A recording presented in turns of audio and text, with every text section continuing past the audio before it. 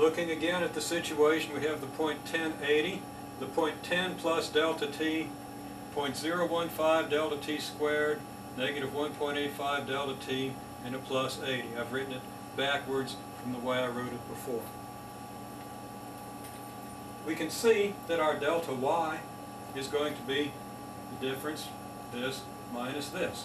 Now if we subtract 80 from 80 minus 1.85 delta t, etc., the 80 is going to go away, and it's just going to leave us the negative 1.85 delta t plus 0.015 delta t squared, which is what we have here.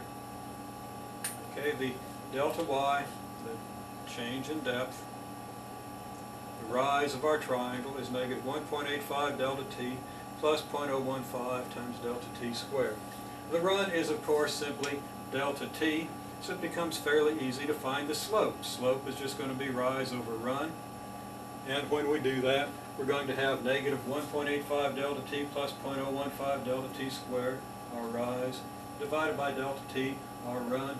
The delta t will divide into the delta t here, leaving us negative 1.85, and it'll also divide into the delta t squared. Remember that a division is a multiplication by a reciprocal.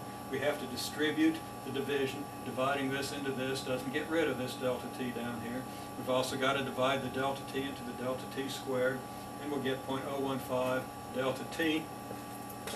And if we simply look to the right, we see the result of our slope calculation, and we see that the slope of this triangle, starting at the clock time t equals 10.1080, is negative 1.85 plus 0.015 delta t. If we plug in delta t equals 20, remember in our first approximation we used clock times t equals 10 and t equals 30, where the delta t was 20. If we multiply 0.015 by 20, what do we get?